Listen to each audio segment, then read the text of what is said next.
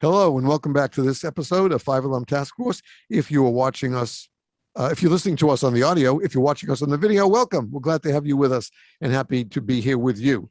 I am so happy to have my guest, a returning guest today. Again, one of the great things about this podcast is you get to meet some great people. You become friends with them, even if you haven't met. Now that in some places, COVID's resting a little lower now and a little bit better. People are getting out, and my brothers and sisters are getting out to some of these local conferences and national conferences. And that's great because we needed those, because you can only learn so far in Zoom, you can only learn so far in telephone. But when you're in person and you're right there, that's when you can do your job. Right? That sounds familiar, huh? So my guest is Battalion Chief Jacob Johnson. He arrived into the fire service through the Katy Fire Department on June 9th, 2000, when he was 15 years old. God, does that make me feel old? I was a junior member of the department. He was a junior member of the department. He was basically a glorified water boy for all the firefighters who were on the scene of a fire, but he was able to train with them every week and ride the apparatus when there was an open seat. Throughout the years, he moved up the ranks and changed departments in 2007. He was one of the original full-time members ever hired by the Pearland Fire Department, where he currently sits today as a proud member of the B shift and as battalion chief. He has taught at numerous schools around Texas, and he has started traveling to teach his mentoring class over the last year. He teaches for FD Tactics, Bearers of the Oath, which was, if you haven't heard that podcast with them, with Jacob and Jason Liska and a bunch of other guys from Bearers, you need to listen to that, find that podcast and listen to it, and numerous other departments across the state and the nation. He is first a husband and a father to a beautiful family at home. His wife Lauren and son Luke. He enjoys hunting and playing golf on his days off. If you can't find him there, he will be in his office at home enjoying a book, a magazine, or a podcast with a glass of Jameson in hand. The fire service is his passion, but mentoring and seeing others succeed is what drives his soul and defines his mission. Chief, it's great to have you back on board. All right. Thanks for having me again, Steve. I always look forward to this podcast and look forward to seeing your face and chatting it up. And I think today is going to be another round of just great conversation, a lot of fun time. So I'm looking forward to it. As am I. And, it's, just before we started, folks, Jacob shared with me that he is starting his own podcast soon. And it's going to be focused on his mentoring and what his belief is for the fire service. And I will guarantee that I'll be promoting that podcast in our listing that we do at the end of every show of good firefighting podcasts. And the chief has basically one basic message that he puts in 4 words, right? It's 4 words it boils down to. What is that, Chief? It's do your damn job. Do your damn job. Now, some people who haven't listened to the chief before may think, well, yeah, I do what I'm supposed to do. I got these duties. I got that duty. This has nothing to do with just cleaning up the firehouse, cleaning up after a call. Chief, tell them what you mean by doing your damn job. Man, it's everything from A to Z, right? I mean, cleaning the station, all that's important, but the real the real focus should be growing other firefighters, and growing yourself, because you should have mentors and you should be a mentor to somebody. And it's really about making sure that every senior man or woman on the job understands that they have an obligation to teach, and they have an obligation to mentor, and they have an obligation to take that next rookie below them and grow them into the fireman that they want to be. And that's so true, because that's exactly what you went through when you started at Katy.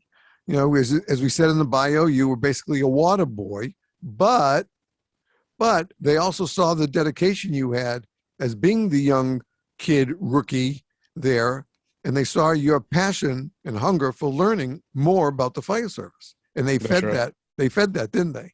Absolutely. Absolutely. I had several people that really just took me under their wing. I mean, just really too many to name, but there was a couple that really dove into me, and we've talked about Pops several times on other podcasts, especially you and me. And Pops was just that guy that dove into me. He was my ultimate mentor. And, I used him and bounced ideas off of him all the way up until he passed away in 2018. So it's just, excuse me, it's one of the most important and underrated skills in the fire service today. And sadly, over the years, it's been forgotten about. And there's several people that are now bringing it back to the forefront of the fire service where it should be.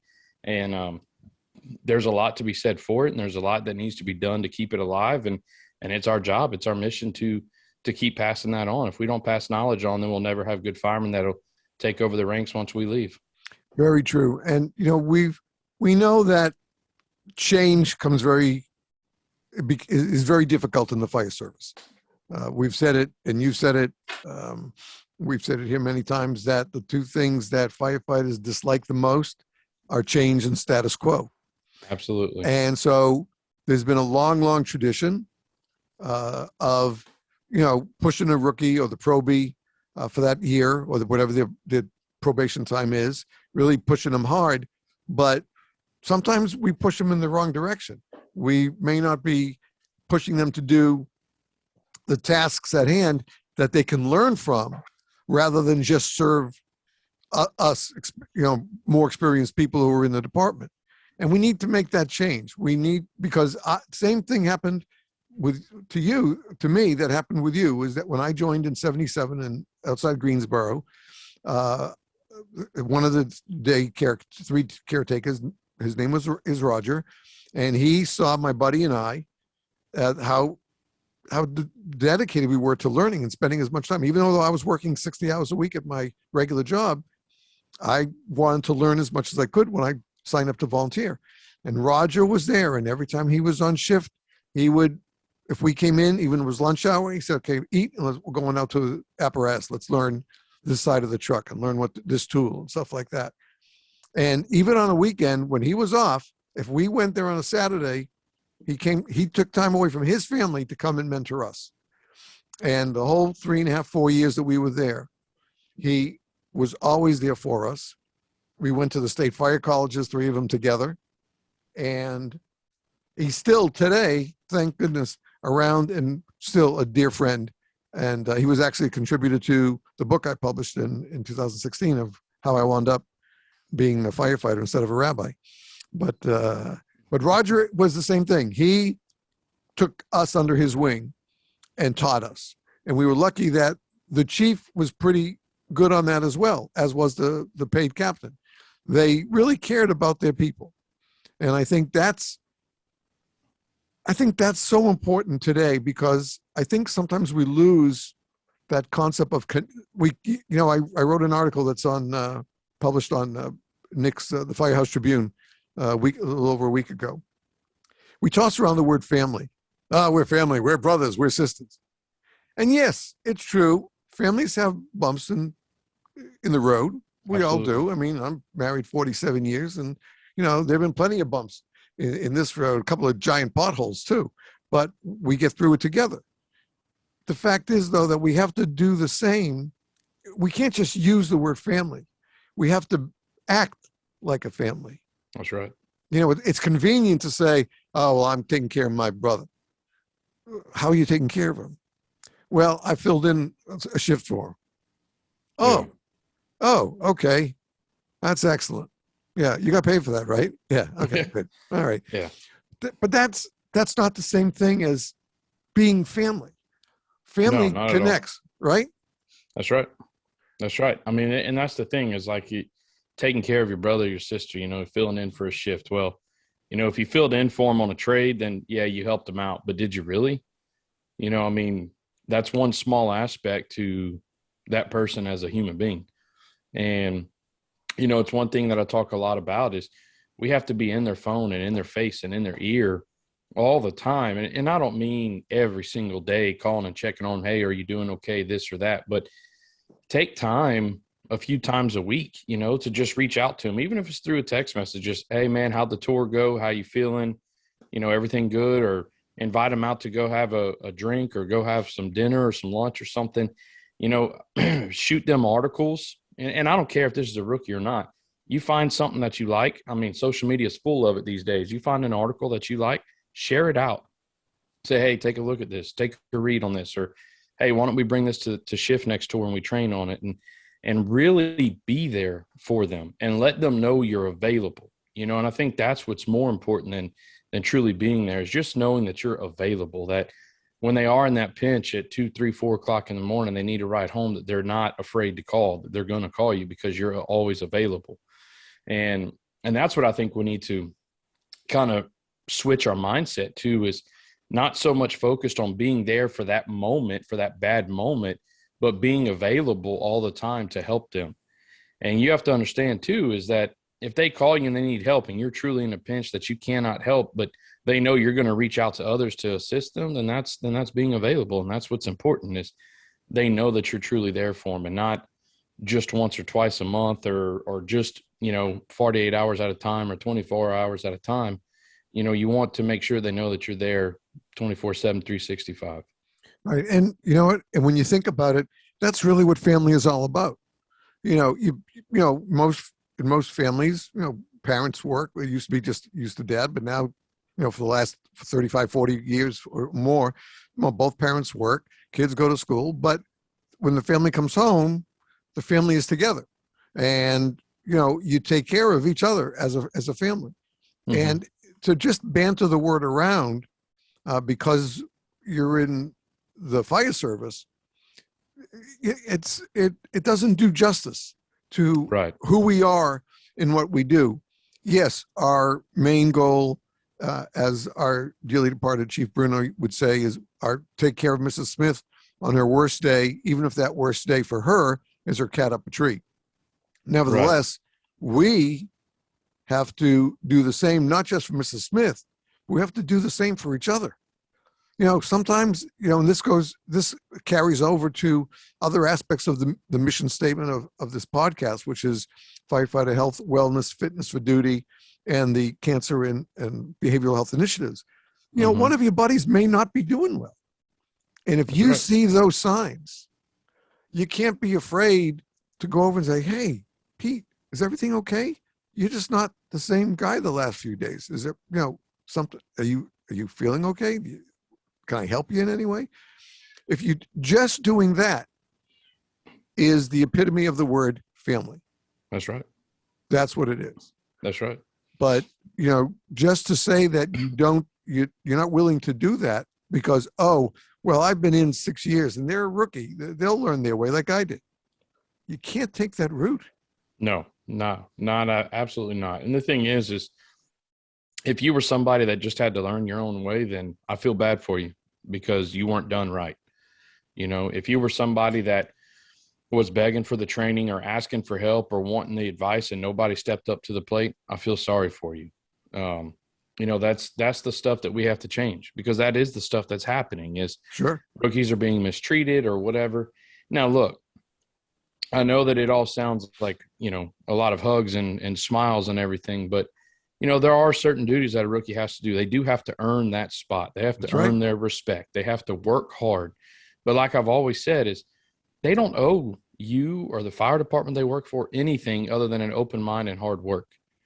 It's us that owes them everything. Right. We have to show them the way. We have to teach them. We have to give them the resources they need to be successful. There are things that we have to do to accomplish their success that they want. And if we're not willing to step up to the plate and do that, then we're just as guilty as the next guy. Right. And we have to make sure that we're stepping up. And so, if you come in, if you come in and you say, hey, I had a rough time, so I'm going to give you a rough time. Well, that's the exact opposite of what we're trying to grow the service on. That's the exact opposite of what we're trying to accomplish. It's the exact opposite of why I get on these podcasts or I go around and present my class, because that's what's killing the fire service, is the lack of mentoring and the lack of people wanting to teach and the lack of people wanting to care enough to invest in somebody's life and career. And we have got to get back on that path, because that's what's going to make everything successful. It's going to make your whole fire department successful.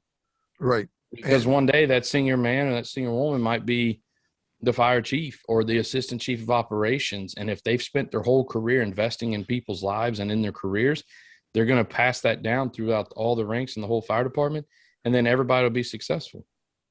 That's really true. And I think, for many years, years ago, there was a family tradition, father from son to, grandfather to son, to his son, to the grandson. And, even our story, for the TV show Cause and Origin was based on a family tradition in a real fire department in this country. And, but that's changed, and we don't see that. And a lot of times now, the children of firefighters aren't necessarily, they're proud of their parents, but it's not something that they necessarily want to do for their vocation. And that's okay. But that also means that we have to work harder, especially both in career and volunteer and the part pay, and even in WUI, WUI, we're finding a lack of people who are coming into the fire service and people who are leaving the fire service early. And that makes it more difficult. We hear and read on social media complaints that the tax dollars are down, so they're taking a man off the, one personnel off an engine company. You're going to go three people on the ladder instead of four, and you're moaning and groaning. But if you're not trying to do something about it, it's not just up to the chief of department. And it might not be just up to the deputy or assistant chief who's in charge of membership. It's up to everybody to try to bring somebody in. And I remember a few months ago, we had Steve Hirsch from National Volunteer Fire Council. Yep. And we talked about the fact that it's so important and so valuable if one person says to another, hey, tonight's training night, I want you to come and see what we do at my department. And he said, we found that to be one of the great door openers to get somebody through that door into that firehouse. Just invite them. They don't have to do anything. They can just watch and see what the department is doing in that training that night or that afternoon. And wow, I didn't know you got to do that. That's pretty cool. Yeah. How do I get in on it? And again, that person's going to be a new rookie, and they, as you said, absolutely, every rookie has to earn their place. Right. But it's up to the existing firefighters there, the entire department, to bring them in as a family, bring him or her in, and treat them, okay, we're not just going to make you, we're not making you mop the floors because you're a rookie. It's part of the earning, it's part of what we all did and we all do, because after you do it, after the next call, somebody else is going to wind up having to mop the floor anyway. Yep. But we want you to be a part of it. And if you bring them into it as, I see it as family sits down to dinner, but they make Billy sit or out in the den to eat his meal while everybody else is around the kitchen table. You can't do that. It just doesn't show the value and live up to the credo that we live by in the fire service. And if you want to accomplish something like that, like if you want them to earn their seat at the kitchen table, it's something that I started a long time ago, and man, the rookies eat it alive. The rookies sit at the end of the table facing me. So I'll sit at the head of the table. They sit at the other head of the table facing me with their back to the TV. Right. And when the crew says that they are ready to sit along the side and be able to see the TV during dinner time or during lunchtime or just during general family time, then they know that they can move up and they've earned their seat. They've earned that right. But from the day they get there, they're still sitting at the same table with us. Right. They still get to enjoy the moments. They still get to have the family time, because that's what builds a relationship. That's what builds the art of mentoring. If you're always segregating them and if you're always pushing them out and making them earn the right to come have a conversation with you, then they're never going to come to you when they truly need something or when they don't understand and they're trying to learn. They're not going to come. They're going to stay out. They're going to try to do it on their own, and then they're going to end up failing and maybe getting hurt or getting someone else hurt, and you're going to be mad at them, but the real failure is on you. That's a good point. To what you said about the kitchen table, when I was in Greensboro and I was, I keep kosher, and one day I came for lunch and I would bring a lunch in a bag and I just leave my office and go down and sit at the firehouse at the table at lunchtime. And one of the day guys came out, he goes, hey, I have a surprise for you, Steve. And I said, what? And he brings it, goes, remember you told me how to look for the symbols that shows a food is kosher for you? I said, yeah. He says, well, he brought out a can of beans and he says it's kosher. And so we can have it, I can cook them up for lunch if you'd like. I said, man, that's great. Let me see the can a second. And I'm looking at the can and I'm seeing, I said, Bruce, I don't see any of the kosher symbols on this can. He goes, well, it's right there next to the name. It's the circle R. No, I said, that means registered trademark, Bruce. but I said, what you're looking for is a circle with a U in it. But I said, it was in your heart to find something to bring for me to have a lunch at the firehouse. Yeah, And it makes you feel important. That made me feel like they really cared about who I was. Right. You know? Well, and let's think about it, right? So, I mean, if we're going to get a little bit deeper into it, let's talk about, in the 30s and the 40s and the 50s. And even before that, there was no fire schools. There was no, orientation academies. There was, there might've been one or two out there with maybe FDNY or Chicago or Boston or something like that. But for the majority of your fire departments, it was just kind of, can you do push-ups, pull-ups, and sit-ups? Here's your long coat. Here's your hip boots. Here's your station assignment. Those rookies then had to be invested. The senior men and women had to invest in them. They had to mentor them. They had to teach them. They were the fire academy. It was just on the job. Right. And so if that's the very basis that our service was built on 200 years ago, then why is it all of a sudden being forgotten today?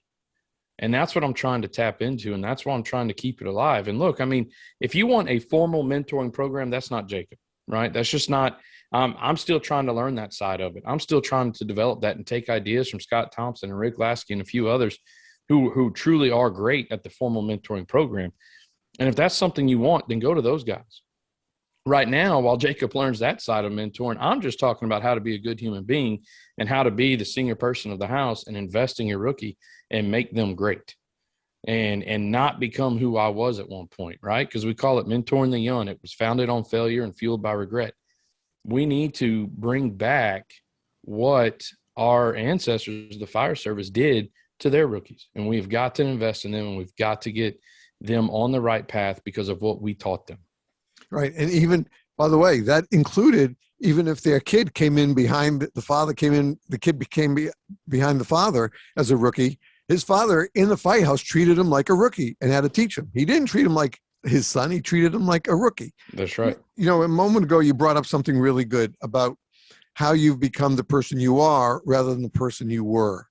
And with that, I'd like you to share the story of that young lieutenant, when you were lieutenants, Mm-hmm. and that young trainee came to you, and Yeah. to show our listeners and our viewers what we mean by how you've grown, and really you learned from your own experience what not to do.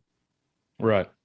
Yeah, absolutely. I mean, so we've talked about it several times, and, I've told you that there was a picture out there of me and him, and of when he got off probation, how it was just kind of a disgusting picture, and I couldn't find it. Well, I finally found it, and I've added it to my presentation. And if you look at the picture then versus the picture we took in the spring of this past spring, you'd see a whole different human being in me in it. And so what it is basically is I was a young, cocky lieutenant. I had a couple of rookies that were successful. I thought I knew my stuff. I'd been around for a little while in the fire service. And of course, like I said, I was an original member in Pearland. So, I knew all the inner workings of Pearland. I was just arrogant. And I thought I was the end all say all.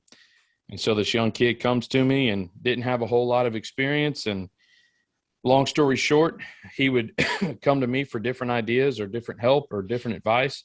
And I would just constantly turn him down. I would shun him, and first thing was that first day he showed up with ice cream and cake like you're supposed to, right? And then it was Party Pail ice cream, the one that you can get in the gallon.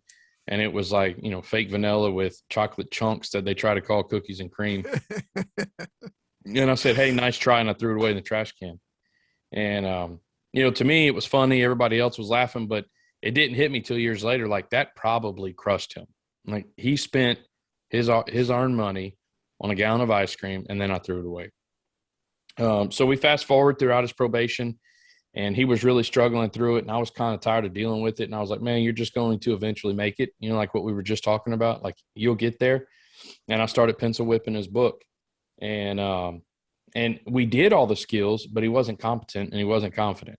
And as long as he could complete it, I was signing it off. That was it. And so I want to point that out there, because I do believe there's a couple different ways to pencil whip things. One is not doing the training at all. And then one is doing the training one time and not allowing him to perform the skill. And then another is he performs a skill, but it's very rough. He's not confident, competent. You're still signing it off. So I do think there's a couple different ways there to pencil whip. But anyway, so he couldn't handle hose. He was a smaller frame kid and was having a hard time handling the hose. And he came to me one day and asked for help. And I looked at him and I said, man, I've taught you all I know about handling hose. You just can't get it. So I guess you just need to go and gain weight. And he took that advice so serious that, he took weight gainer powder to try to put on pounds. He took so much of it that it actually made him sick, and he lost weight. And by the end of it, I said, hey, congrats, you signed off on your book. You're done. And then we, took a picture in front of the hydrant. I gave him his wrench and his hydrant wrench, and we took a picture. And, at the time I was just like, man, whatever, this kid will be fine. He'll just eventually get it. And when you look in the picture, you can tell I don't care. I'm not invested in him. I'm very arrogant. I'm just like, man, next, right? Like, he's going to be a fireman. He's always going to be a fireman. He's never going to promote. Give me somebody that's worth my time was my thought process. Fast forward about, 8-9 months later, and he loses his job. And when he lost his job, he came to me to write his performance improvement plan. He goes, you're the best officer I've ever worked for. I need your help writing this to save my job. And I couldn't help him. And that's when it clicked that I had failed this kid, that all the stuff that he was being written up for and all the stuff that he was being documented on and all the stuff that he was struggling at was because I never taught him. And I didn't get invested in him. I didn't do anything that I should have done. And I buried his career, we fast forward now 8 years, and he's very successful. He's an E6 in the Army, and he's stationed in Okinawa right now. And I talk to him all the time. I just saw him this spring. He came and visited me at the firehouse, and we're still close. We're still good friends. But it's because I made up for all my lost time by failing him while he was on the job. And I made sure I made it my mission now from that day forward to never let another rookie feel like that again. And anything I can do or anybody I can help or any advice that I can give and just tell my story over and over and over again and how I got better is what I'm willing to do. Because I don't want any more guys like that in the world. I want everybody to love the job and have the rookie year that they should have. Well, that is a great lesson. And I think that the listeners and viewers, if you just brush that lesson off that the chief just said, then you know what?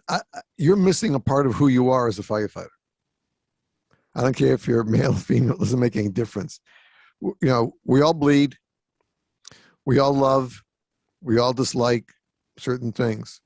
But this is a job that we come in for a reason. This is not let's see, what am I going to do with my life? Well, firefighting pays okay. I guess I'll just do that. Right. It doesn't happen that way. I haven't met since I joined in 77, and I've been lucky enough to travel the country. I've been in Europe. I've been in the Middle East. I rode, last time I was in Israel, I rode with their EMS service, Magen David Adom, which I didn't even know, even having lived in Israel for 2 years, that other than the administration, several people in the administration, every person who rides an ambulance in Israel is a volunteer. Oh, every single one. And yes, you've seen scenes of terrible bombings and terrible disasters, and you see all these people in the vests running around. They're not paid. Everybody in ALS and BLS in Israel is a volunteer. And so when I went over there and I did my interview with the director general of it, and I learned about this, and then I went to the Jerusalem station and rode with them for a couple of days. And it was just like I was family. The only thing I had to do was I showed up in shorts, and they said, you can't wear shorts. We can't wear shorts on an ambulance because we don't know what we're going to come across. And we didn't have bunker gear. They don't wear bunker gear. Now they have the vest. We didn't have the vest then. But from the moment I came back in that station after putting the slacks on, it was like I'd been there for 3 years already. Wow. They talked to me Hebrew and in English. They showed me the apparatus. They showed me where everything was. He says, no, I know you want to film, but you're one of us. So you might help us as well. I said, hey, if you need my help, the camera goes off and you have my 2 hands. Yeah. And he patted me on the back and says, I knew that when I heard from the director general, you were going to be the kind of guy we want to ride along with us. Man, that's awesome. And it was great. And I've been to London Fire Brigade, Israel. I've been with them, the Fire Brigade besides ALS. I've been all across this country. And all I do is knock on the door if I'm visiting, and I show my badge and tell them my experience, and that's it. I walk in the door and, hey, you want to buy a lunch? Or come on, eat lunch with us. Well, I didn't buy in. He goes, that's okay. Come on in and join us. And we talked. I got to ride a rescue car with FDNY because I skipped a day at a conference. I was in New York City. And There was a station around the corner.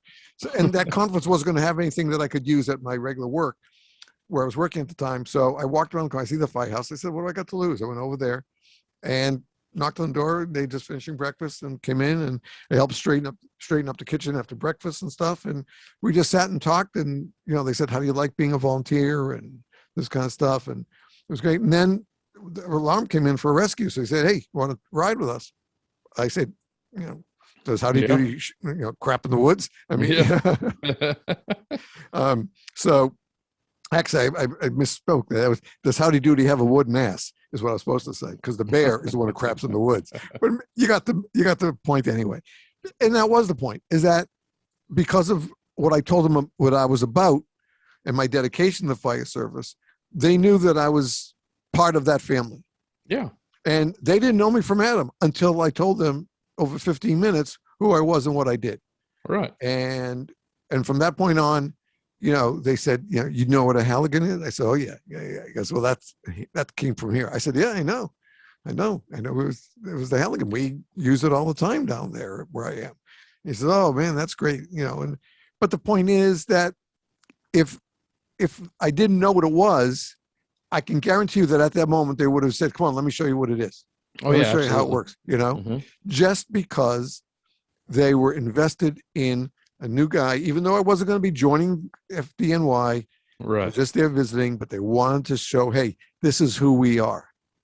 Yeah, well, and that's what it's about. And like when you hear that story, right, and you're talking about, the thing that keeps popping in my mind is that is what's all over this country. Like, we treat outside firemen as if they're kings and queens, and we invite them into the firehouse. We give them a cup of coffee. We share stories with them. We send them on their way. But then our very own rookies, we treat completely different. And I just don't understand why it's so hard to just be a good person, right? Like I said, they have to earn their spot. So when they're painting the tools, right, when it's apparatus day or when it's tool day or the shift before made a fire and it's time to clean and repaint all the tools and make sure that they have the color striping on they need to be assigned to that rig. How hard is it to go out there and be like, hey, do you need anything? You need a cup of coffee, whatever. You don't have to help them. You don't have to sit on the ground with them. You just have to show them that you respect the fact that they're sitting on the ground or they're in the workshop painting these tools, working on these tools. If you see them doing something wrong when it comes to cleaning and maintaining those tools, how hard is it to say, hey, stop, let me show you something. Let me show you how to do this. Why is it that we want to see that, and then we want to run like a bunch of those school kids, run back to the kitchen table and make fun of them or her and talk about how bad they're doing, but yet not one person will get it from that kitchen table and go show them what to do. Right. That's what we got to change, and it doesn't exist everywhere. Like, I understand its doses and it's little pockets here and there, but you'd be amazed over the last year or so of how many phone calls or text messages or Facebook messages or LinkedIn messages, whatever it is, that I get to say, hey, can so-and-so reach out to you because they're having a hard time? Can so-and-so reach out to you because the morale is really bad and they're trying to fix their department and all this stuff. And it's like, guys, I will answer any phone call. But the thing is to understand this, I don't work in your department. I don't live in your department. I don't know the culture and the morale of your fire department. All I can give you is advice on how to be a good human being. And how you choose to apply that to your department is on you. But just understand that this is what I think it takes. And if you can take that and apply it to your department and fix things for the better, awesome. But if you want me to come in and fix your fire department, that's not going to happen. It's just, it's not for me to do. It's for you. It's the work of the men and women of that department to change the way that the culture or the morale or whatever the issue is, that's going currently. Right. And you know what? I think that's a good point for a break, because you mentioned the word culture twice. And I want to talk about culture in the next segment. So what we're going to do, folks, we're going to take a break here. And if you're watching the video, you're not going to see anything change, really, because we're going to disappear just for a moment on our own, but you'll still see the video. If you're listening to the audio, you know what's going to happen. We're going to pause here, and we're going to have a few important messages, and we hope you're going to stay tuned. So we'll be right back with my guest, Battalion Chief Jacob Johnson, right after these words. As always, please stay tuned.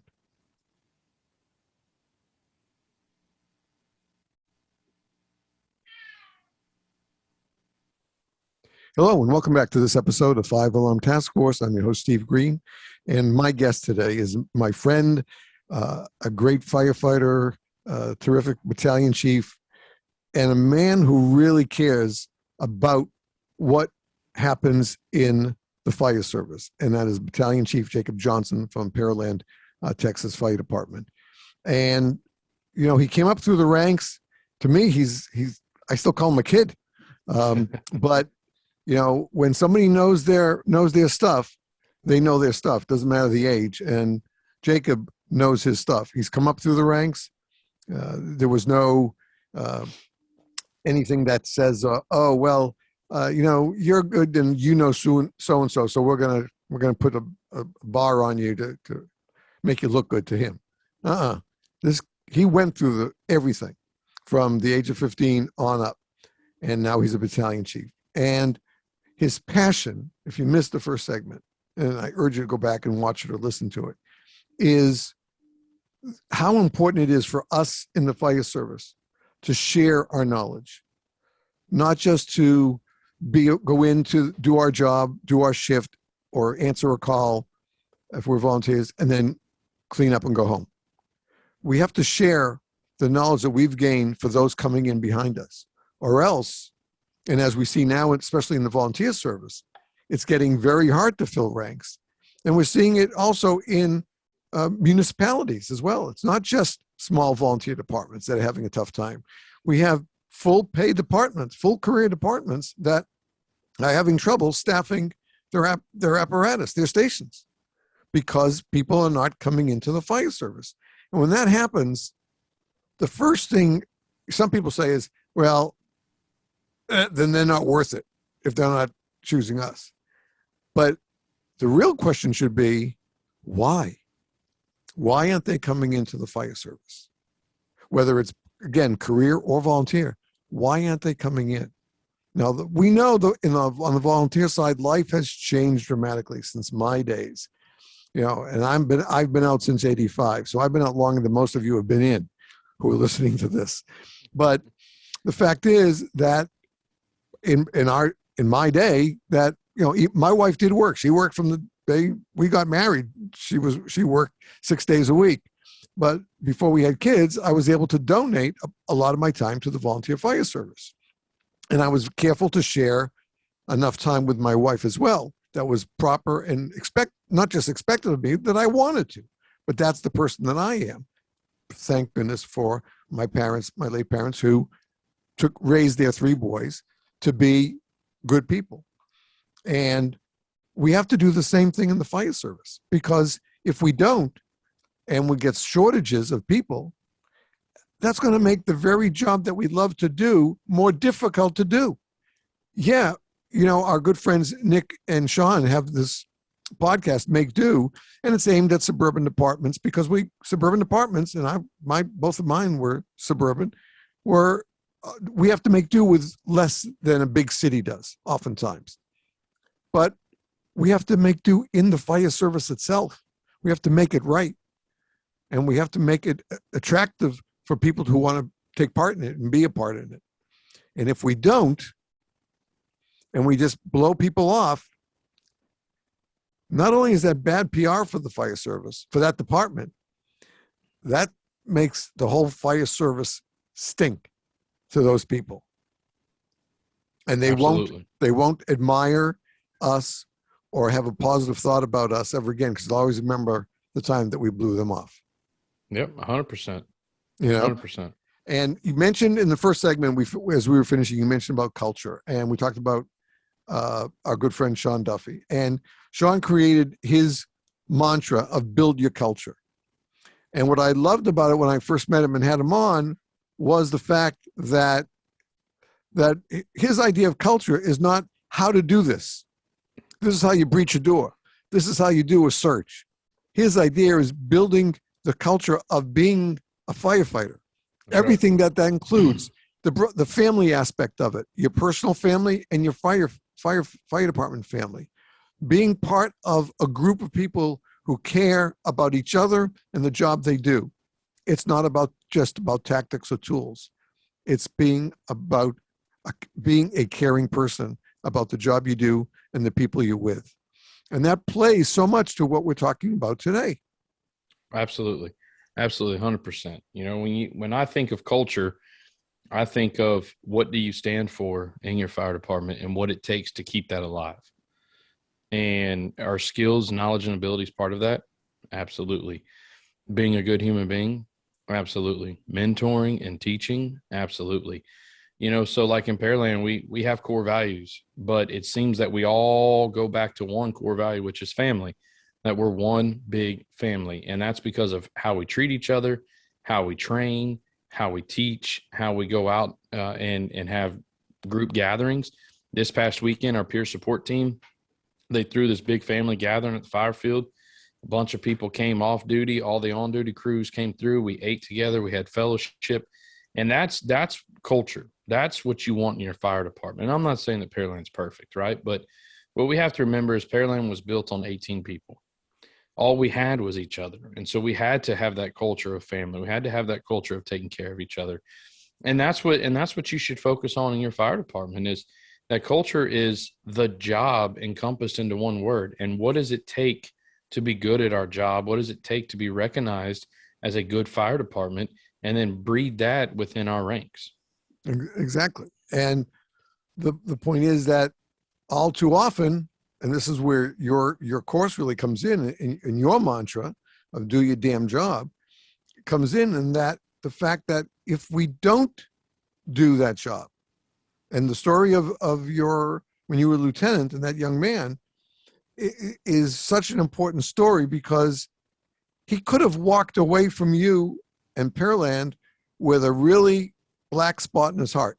Mm-hmm. And next thing you know, he comes back to you, and now 9 years later, you guys are still close friends. You talk frequently. He came to visit, this past spring. That shows the difference of when we stand up to our mistakes and we realize that we've made a mistake, that we learn from it. Absolutely.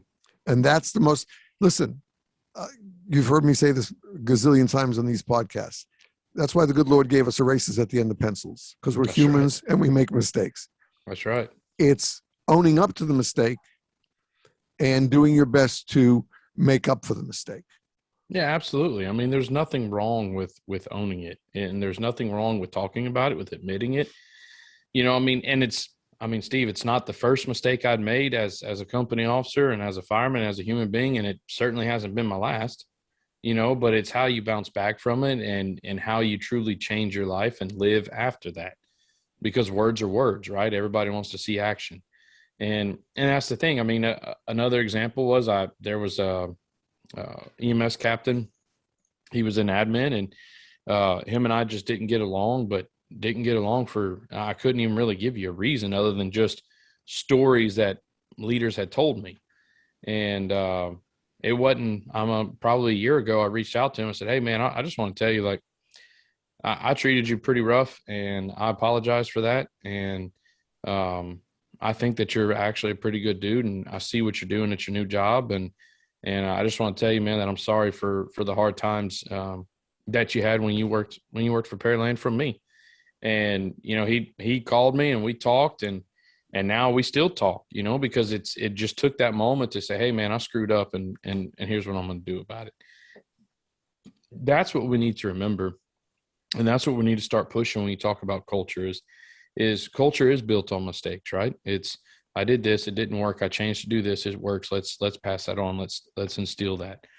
But it's also built, and honestly, I really believe this. It's just built off of love and passion and dedication and commitment to the culture you want and to the job, right? And those are words that can only be defined by actions. And so take that and show your passion, show your love, show how you're committed, show how you're dedicated to the job, teach others. There's nothing wrong with coming in and drinking a cup of coffee, and when the rookie, or heck, man, even the driver, anybody's checking out the truck, asking a question or showing them something you learned. Asking them, do you know how to properly check off this tool? Or do you know how to properly start this? No, I don't. Okay, let me show you. Or, hey, do you know how to clean this? No, I don't. Okay, let me show you. Or asking your chauffeur as a pipeman of, hey, can you show me how to work the pump panel today? I don't even know what I'm looking at. I know there's gauges. I know there's levers and excuse me, there's intakes and discharges, but I don't know anything about it. Can you show me? Take those little moments and grab them and push that forward, because that's how you're going to start building what you really want. But the thing that you hit on in the beginning, I think is something too to talk about, is people are struggling to hire firefighters, and people are struggling to volunteer, and life has changed. And I think that it's very important that we focus on that, because I think most people are having problems hiring firefighters because of their culture, whatever is out there in the public, right? Or whatever is shown. I think a lot of the perception and a lot of what people talk about with your fire department or surrounding fire departments, it really drives your ability or inability to recruit. When it comes to volunteers, my hat's off to them, because I used to volunteer and I don't know how I would even be able to make it possible today. And so for those who are still out there volunteering in 2021, man, my hat's off to you, because I don't know how you do it. But when it comes to hiring firefighters in the full-time aspect, I think a lot of it is driven by culture. I think a lot of it is the perception that the public has, the perception that other academies have, fire academies, and what we do. And the thing that firemen need to remember is that you are always, okay, we'll use Pearland for the example. You are always a Pearland fireman. I don't care where you are, what you're doing. If you're in another state on a hunting trip, or if you're at your house, you are always a Pearland fireman. The way you act and the way you talk and the things you do or say are going to dictate the perception of that fire department. And so if you go to a fire academy and all you do is yell at these recruits and beat them down and punish them, and you never truly even say hello to them or get to know any of them, they're not going to want to graduate and come work in Pearland. If you go on a trip and all you do is act the fool and cuss and fuss and drink till you can't see and have a good time and really enjoy yourself, but the perception is that you don't even care about your job, or, well, I don't want to go work for that guy. I mean, look what he does when he's off, look what she does when she's off, so you're always that. And I think that's what we need to focus on is how we are seen and how our fire department is perceived, and what others think our culture is what drives recruiting. And so if you have a good culture, you need to be out there screaming that. Like, I am a proud member of the Pearland Fire Department. I'm a proud member of the B shift. Here is why. And drive that recruiting yourself. And I think the more that people perceive your fire department as a good fire department, the more you'll be able to recruit. Absolutely. It's, perception versus reality. And, a lot of people have to be told, don't confuse me with the facts. I'd rather react on my emotions. Thank you very much. Being a firefighter also means being a PR agent. You're always in the public's eye, and you have to be ready for that. It's not just up to your fire prevention officer to talk with people about the fire department and being safe. When you make a run to the grocery store to pick up the food for lunch and dinner for a given shift, and you should have some of the brochures or your cards with you in your pockets. You bump into a mom with her child, or a dad with his kid, and they see you're in uniform. Are you a firefighter? Don't just say, yeah, I am. And they'll move your cart to go finish your shopping. Take a few minutes. You can invest 3 or 4 minutes with that that parent and their child, and you can change their entire perception of your fire department in those 3 or 4 minutes. Exactly. And you give them a little card. Maybe it has a card with the Edith drill on it, a little brochure. Talk about smoke detectors on it. Just give it to them. I'm not telling you now you're going to follow them home and start installing smoke detectors, but you teach them about it in those 3 or 4 minutes, and they'll read it later when they get home. And you have that opportunity at that moment to change that family's perception of their fire department. 100%. I mean, that's the whole goal. I mean, that's the whole reason we go out. That's our whole justification of going to the grocery stores, to be involved in the community. It's why we schedule 15 to 20 PRs during National Night Out. It's why we have a whole month dedicated to fire safety.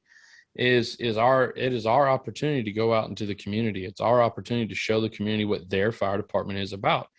It is our time to show the community where their money is going, right? They pay us. They buy our equipment. They pass funding.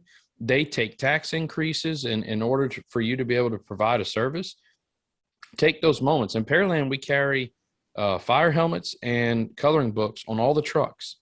And we have pink ones for the little girls. We have red ones for either or. We have glow in the dark if they want that in the fire helmets. And then we have coloring books. So yes, when we're at the grocery store, we leave somebody in the truck, because when they see a kid walking across the parking lot, they're going to go approach them and hand them a helmet, hand them a coloring book, let them take a picture with the pumper of the ladder truck, and let them see some equipment. I mean, that is what we do in Pearland. And I think that's why we have such an amazing city and such the amazing support we do from the community, because we are always putting the community first. We are always putting the citizens first. We are always showing them that no matter what, Pearland Fire is there for you. And in their darkest days, we're going to be there to brighten it up. And I think that goes a long ways. And so when it does come down to raising taxes or to getting some funding voted on and approved to open up new firehouses or get new equipment, that's why those votes pass. It's not just because the citizens want it. It's because mainly they've had good experiences with us on calls for service, at PR events, on National Night Out, on going to the schools during October, or just going to the grocery store. They've had great experiences, and they're like, hey, we got to take care of those men and women there. And I think it goes a long ways. It does. And, you know, it's funny you mentioned something. Back in August, we had this great guest, Lieutenant Chris Kessinger. He's a lieutenant I love Chris. In City of Riverside Fire Department. And his mantra is citizens first fire training. Right. That's right. And, you know, you just mentioned that. And it bears repeating that when you take a piece of apparatus, for whatever reason, it's not a response to a call, and you're out in the public, that is a magnet. Yep. That piece of apparatus, wherever it's parked, becomes a magnet. And people, especially kids, are going to be drawn to it. They're going to, oh, is there anything going on here? No, we're just getting ready to do a little practice, a little rehearsal, a little drill that we have to do to make our skills better. Can I show you? You want to see something? You know, you have to be ready to interact with the people, not just who you protect, but as you said, the people who are allowing you to do your job, because they're the ones paying you. That's right. Yep, they're paying you. They're the ones that, like I said, are taking the tax increases. You know, how many of us complain about tax increases? Well, your citizens are taking that increase for you to be able to buy a fire truck or open up a station or hire more people. So many people say, well, we just need to get the union to go fight. No, I mean, the union can get a lot of stuff done. Don't get me wrong. But at the end of the day, you have to have the support of your community.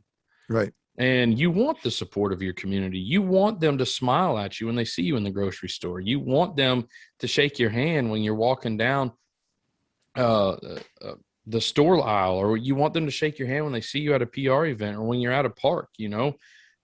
Every year, Pearland does several big events, you know, like a fireworks show or a Christmas tree lighting and a Memorial Day parade or Christmas parade. And if we don't take those moments right there to just be good people and just show the community how important they are to us, then we're never going to have the support we need. And it costs us nothing to just be a good person. Right. And that's all I can keep saying is, like, through mentoring, through being the senior person of the house, through being a fireman in your fire department, like, just being a good person is free, and just treat people right. You know, it does not cost you a thing. But talking about Chris Kessinger, I'm glad you brought him up, man, because that dude is going places. He is amazing. He is going to, excuse me, he is going to take over the fire service. I really believe that. He's expanding out to Texas. He's coming to Texas a couple times this month to do some training. And when he says Citizens First fire training, he truly means Citizens First. I love my conversations I have with him. And for anybody out there watching, if you haven't heard of Citizens First fire training, you got to go look him up, because he's coming somewhere near you, I promise, in the near future. And you need to make sure you take full advantage of that training. Right. If you want to go back and listen to the audio podcast, that's episode 6-2 with Chris. And also the video is right on our YouTube channel from this past August. You know, I've been lucky enough to have numerous officers and different levels of chiefs on this podcast over the 5+ years that we've been doing this. And some of the most important words that I've heard several of them say is that when we're on the scene and I'm the IC of that scene, one of my primary jobs, besides making sure my members are safe in what they're doing, is I have to check with the family. I have to make sure the family is okay emotionally. Right. I have to be sure, and if they're not, I'm the one who has to get them help. I need to take care of them, because those are the people I'm paid to protect. And yeah, we're putting out, you know, they're in a terrible day. They have a fire in their home. They're out safely. Everybody got out safely, but it's still a traumatic event. And my job as IC is that I still have to watch my teams, make sure they're doing everything okay, everyone's safe, but I got to make sure this family is taken care of. I can't just say, oh, I'm busy fighting this fire. Somebody will get to you at some point in time. You can't do that. You can't, blow them off. No, not at all.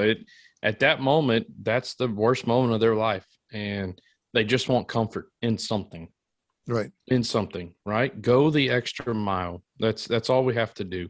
If they need a question answered, answer it. If it's a question that can wait until the scene's a little more under control, tell them, hey, if you sit right here, I will take care of you, and I will answer all your questions. I am not going to leave until you are fully satisfied and you know exactly what path to take. Because a lot of people don't even know what path to take. Right. Right? They're like, do I call the insurance? Do I go to a hotel? What do I do?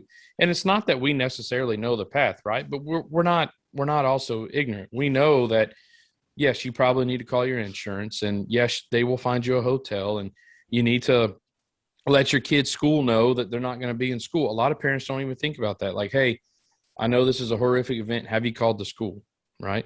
Do you want me to call the school for you? Tell them that your kid's not going to be there. Did you call your work? Did you tell your work you're not going to be there because you don't want to be AWOL? Little things like that. They just going the extra mile means so much to those citizens. And in their moment of need, they want comfort, and it's our job to provide it, right? And it doesn't stop whenever you hit the in-service button on the MDT, right? If you know the family's in a bad shape, or if they're in a bad way, or if you know that, let's not act like it doesn't happen. There's some very, very, some very poor families out there. Go back the next tour and check on them. Hey, we were just here last tour. Want to see if everything was okay, right? If you notice there's no food on the shelves, go buy them some groceries and bring it to them. If you notice that the kids are not well fed, or if the kids don't have a lot of clothes, or if the house is in horrid conditions, man, go get them a gift card and say, hey, here's a gift card to the grocery store. Here's a gift card to Old Navy. Here's a gift card to Walmart, whatever. Go take care of your kids. Go get you some food. I mean, we've gone as far as cleaning people's houses, cutting their grass, doing all that. And that's not just Pearland. I'm talking about the fire service. Right. Firemen do that every day, go above and beyond. And that's what we have to keep doing. And we have to remember that every time you go above and beyond, yeah, sure, it may not be blasted all over social media. It may not go viral and all that stuff, but somebody notices and somebody sees it. And it may be the neighbor. It may be the homeowner themselves. It might be a guy driving by in his truck. It might be a girl bringing her kids to school, whatever. Somebody notices. And when they notice, they know, okay, we have a good fire department. And that means something when they go to the voting booth. It means something when council wants to pass and they need some some approval from the citizens. It means something when that citizen ends up being on city council. It means something when they're just in general conversation talking about the fire department. So you take those few moments, you're there for 24 hours. And nowadays, most fire departments, you're there for 48 hours. Take that, man, that 30 minutes it is just to take care of your citizens and show them they truly are number one. You couldn't put it in a better way. And it needs to be made almost like a primary mission goal. Yep. On a call. Sure, we have the frequent flyers that call us, and we have to run out, and it's usually nothing. But for them, they needed something at that moment, and they knew that they could depend on us. They might be a bother to us, but we can't tell them that. We can't tell them that. We might educate them. And of course, there are new things coming out now with new processes and procedures for those departments that use that provide EMS services, and a way to deal with some of the frequent flyers without putting the whole rig out on the street at that house, every day. And that will be great. That'll be a big help to many departments to be able to have this tiered system where it doesn't have to be a full ALS rig that's going out to the home, but at least those people know that you care about them. That's right. You're showing up, and somebody from the department, even if they show up in a SUV with just a little symbol on the door, is still has meaning to them that, oh, I needed them. They came to take care of me. Absolutely. Absolutely. When you talk about frequent flyers, like, yeah, there's some, there's some that are out there and they're frustrating, but man, I always made that my mission to like befriend them, because then you could walk in the door, and some of those calls are fun. And some of those calls are the calls that as a fireman, you really need, because you might be leaving a really bad scene and going to frequent flyer. And, like, let's say you call all the time, Steve, I can walk in and be like, man, Steve, you called me again. And that just, starts a conversation, and then you can banter back and forth and check their vitals. And if you want to go to the hospital, we bring you, if you don't want to go to the hospital, you sign an AMA refusal, and we go back in service and say, well, we know you're going to call again, buddy. We'll be back. And you make that relationship with your citizen, right? So right. Even that frequent flyer knows that they're getting somebody worth their time. Right.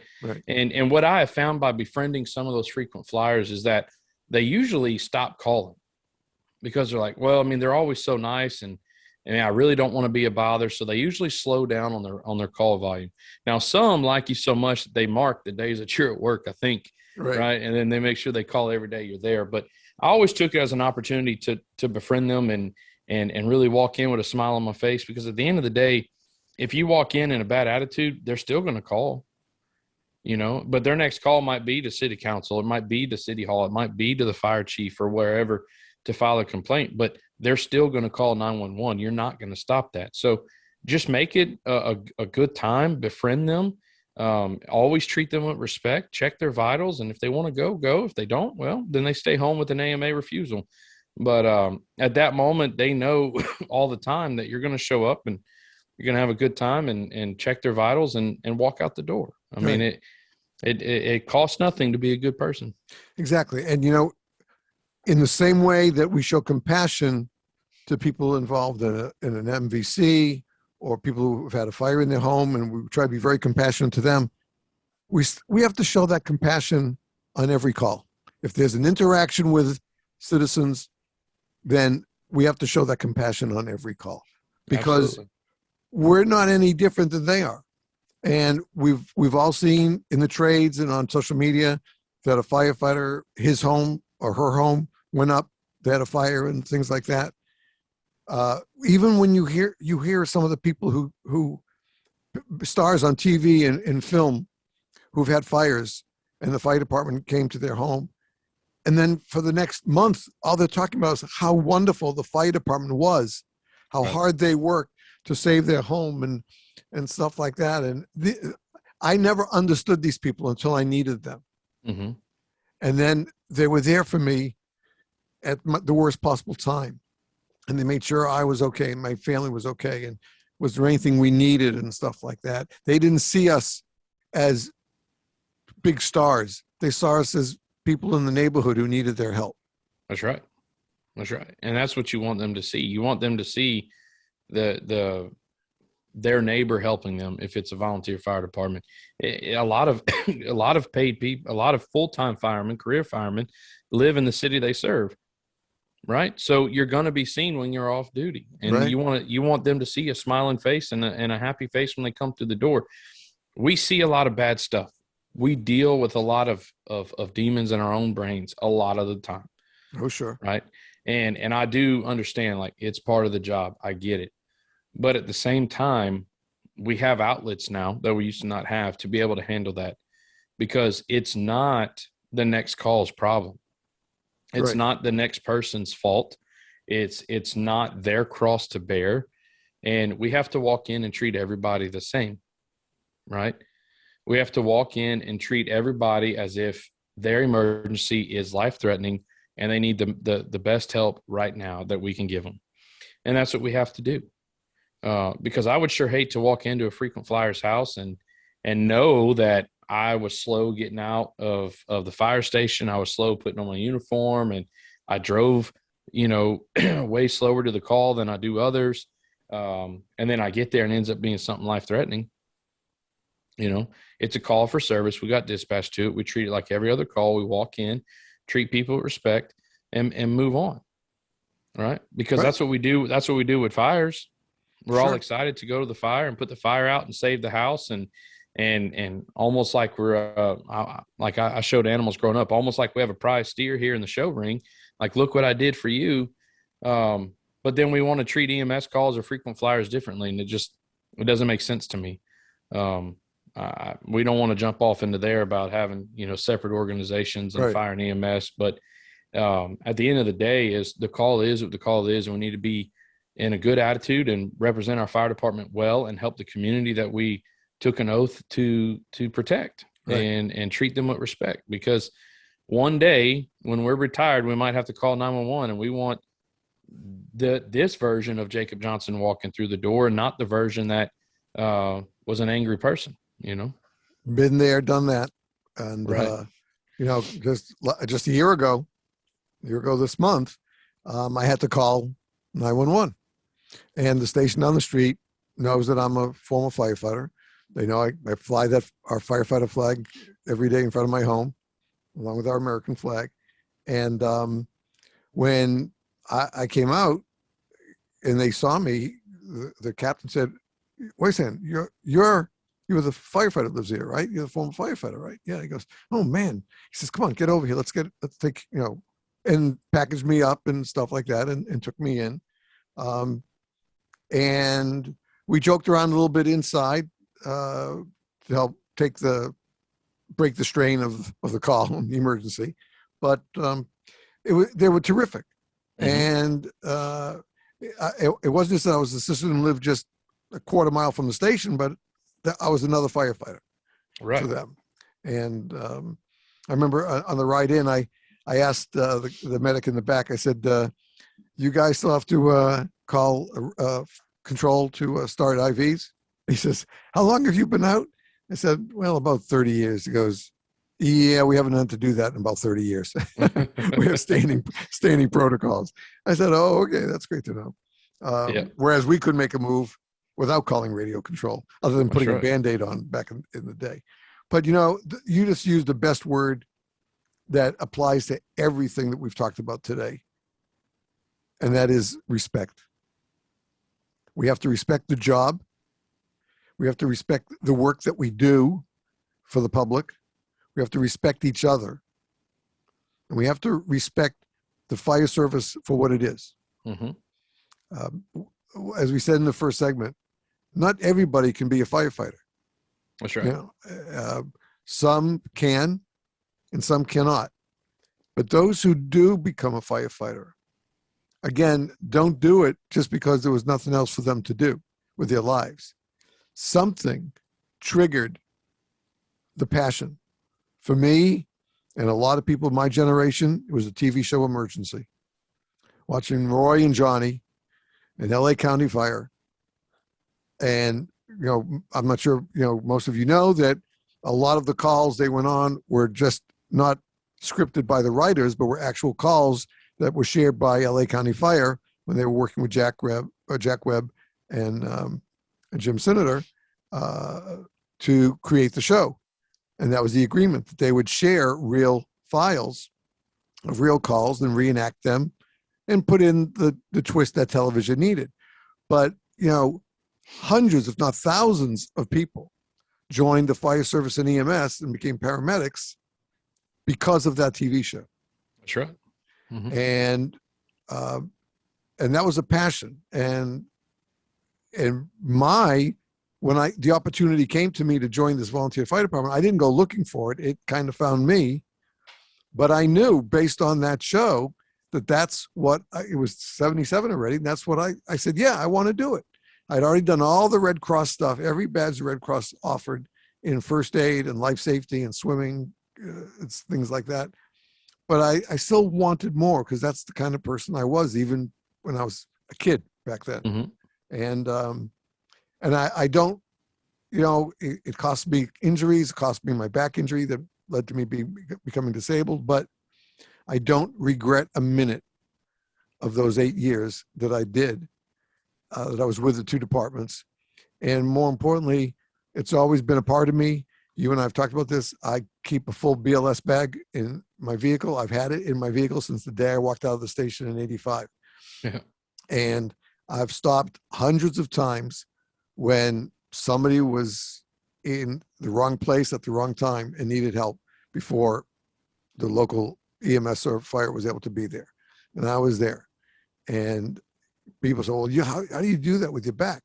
I said, I don't think about my back, because the adrenaline kicks in. Once I see the scene, the adrenaline kicks in. I do what I have to do. And I do it until I can shake hands with whoever responded, tell them, here's the bullet, here's the patient, here's what's going on, or here's what I had to do. This is what it's still remaining. And I walk back to my car, take a deep breath, and that adrenaline ends. And yeah, my back reminds me, says, hello, I'm still here. Yeah. You're not getting away from it. But I wouldn't change it. And no, absolutely not. Yeah. Here I am close to 70 and I still do it. Yeah. Because it's the right thing to do. It's the right thing to do. You're right. And that's the thing, when you talk about respect, let's not forget to respect our ancestors and respect those who taught us, and respect, those who started the fire service as, working for insurance companies. And let's not forget everything about that and what it took from those men to get this job to where it is today, and all the groundbreaking advancement that we've been able to make since then, right? I mean, these pumpers will basically pump themselves, and let's respect that too. And that's by treating our community the way that they treated the community, and by treating our rookies the way that they treated them, and by treating our fire department and the image of our fire department the way that they treated it. Be proud of where you are and who you work for, and be the change that your fire department needs. If you think it needs something, if it's low on morale, fix it. Start with one person. That's all it takes. Right. Get one person fired up about changing things, and get one person fired up about the job, and let them be your cheerleader and help be the change that you want. If your fire department is lacking on the mentoring side of things, become a mentor. Attach yourself to that next person you hire and teach them all that they need, and show what you want. Show the change that you want, and let's get back to that. And respect is a great word. I'm glad you brought it up, because it is. It's all about respecting those before us, those with us now, and those in the future, and everything the job stands for, and respecting the job and the community and what they expect. Respecting their expectations is going to set you for a long path of success. And I'll close with, as we talk about respect yourself as well. Mm-hmm. And that means taking care of yourself, because if you don't take care of yourself, you can't take care of anybody else. That's right. So you have to respect yourself first, be proud of who you are, what you've become, the efforts you've put into it, and take pride. Take pride in yourself, because you're doing a great service. but you also have to take care of yourself when you take pride of yourself. It's one and the same, because without your good health and wellness, you can't do the job. That's right. And so don't, one of the great things we are at today and heading towards in the future that our forebears did not have is modern medicine and what we're able to do with it. And, we're very pleased to have Life Scan Centers as one of our sponsors, and they have saved hundreds of America's heroes, both fire and law enforcement and EMS, by these early scans. And these people, they find something, these people go to their own doctors, they get it mitigated, and they're back at work because they took care of themselves. And that's the key. So respect yourself, respect the job that you love doing, because there are very few firefighters who don't love the job. That's right. Right? Very Because few. once you get in Very it, few. once you get in it, it becomes your DNA. That's right. It's who you are, how you define yourself. Chief, I can't thank you enough. It was another great podcast. Great talking with you. And, I love the message that you share, that you teach. It's on social media. It's on every post, everything I see. It's on LinkedIn. That as a firefighter, doesn't matter what your rank is. You do your damn job and That's everything right. that comes with it. Because that's what it boils down to. Take pride in yourself, respect who you are and what you do, and take pride and say, I'm going to make this even better by helping somebody else. Yes, sir. Absolutely. That's what it's all about, right? Yes, sir. 100%. Every kid is owed the opportunity to have a love affair with the job. That's it. That's a great way of putting it. That love affair of the job that, and I'll tell you something. Every day I walk in my front door and I have my helmets there and fire memorabilia there. And there's still a little pang in my heart that, look, I would have been retired already anyway, even if I had been a volunteer all this time. Sure. But until I was, with the back disabled. But there's that pang in my heart that I miss. That family, that brotherhood and sisterhood. I only had a brotherhood. We didn't have a sisterhood in my day, unfortunately. But I miss that because it was so important to me. And it did help me define who I was as a person. 100%. And I think, what, if you can look in the mirror, as my dad always said, if you can look in the mirror, remember that person in the mirror, they don't lie. They can't lie. They know every secret that you have. So when you stand in front of that mirror, take pride in who you see on the other side and make them have pride in you before you head off to work that day. 100%. That's the key. I love it. Chief, thank you so very much for your time.